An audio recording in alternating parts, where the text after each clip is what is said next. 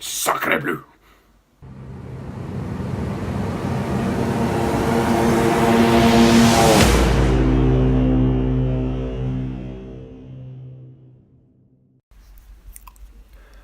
At a time of growing competition between global powers like the United States, Russia and China, the European Union is staging an international debate over ways to enhance its strategic autonomy on issues ranging from defense to finance.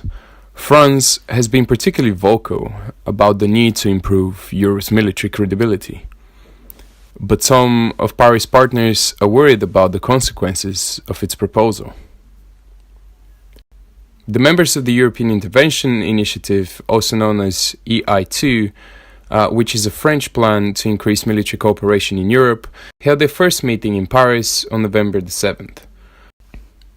The main goal of the EI2, which consists of France, Germany, the United Kingdom, Belgium, Denmark, Estonia, the Netherlands, Spain, Portugal and Finland, is to develop a shared strategic culture and improve the ability of its members to carry out missions together.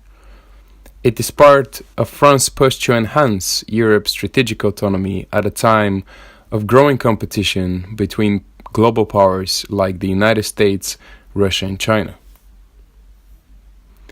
The EI2 was first proposed by French President Emmanuel Macron in 2017, and the participating countries like Finland, which decided to join later, signed a letter of intent to create the group in July 2018.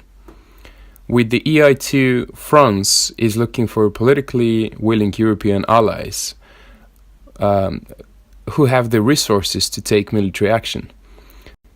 The EI2 membership reveals that France is willing to go beyond the European Union in its quest for partners, as the United Kingdom will leave the bloc in 2019, and also outside of NATO, as Finland is not a member of the Atlantic Alliance. France's expansive vision is making some of its partners nervous.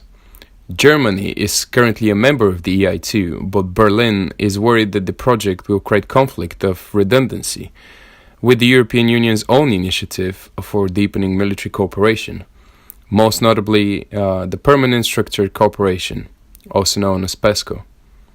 Germany is also concerned about the participation of future non-EU countries, the United Kingdom, and the fact that only a third of the EU member states are currently members, as Berlin would prefer a broader consensus at the bloc's level. Finally, Germany fears that the EI2 could force it to become more active in military operations abroad, which is always a controversial issue for the country. France has reassured its EU partners that the EI2 can coexist alongside PESCO, and that it will not lead to competition between the European Union and extra-European Union initiatives. However, France's plans reveal that Paris is worried that PESCO, which involves most EU countries, is too bureaucratic and too modest in comparison to the EI2.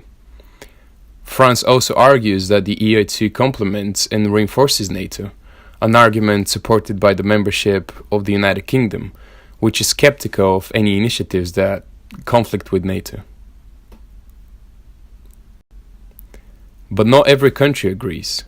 Italy initially showed interest in joining the group, but eventually withdrew out of concerns for potential divergences amongst the EI2, NATO and PESCO.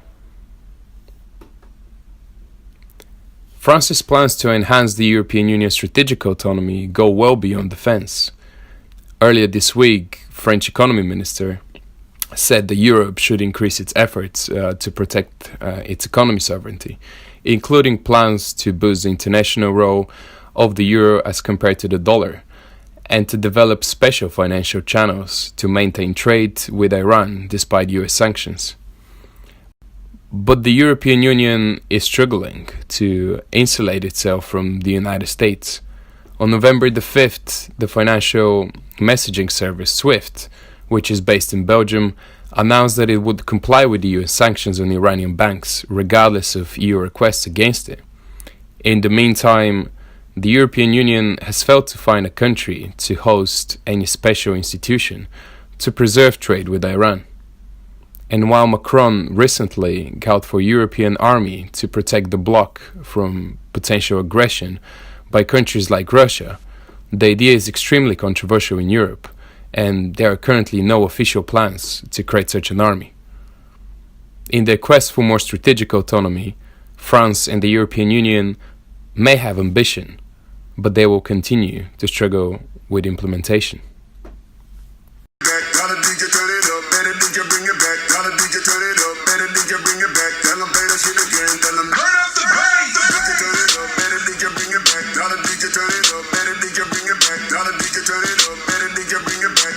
Shit again, tell them that you like that, like, DJ turn it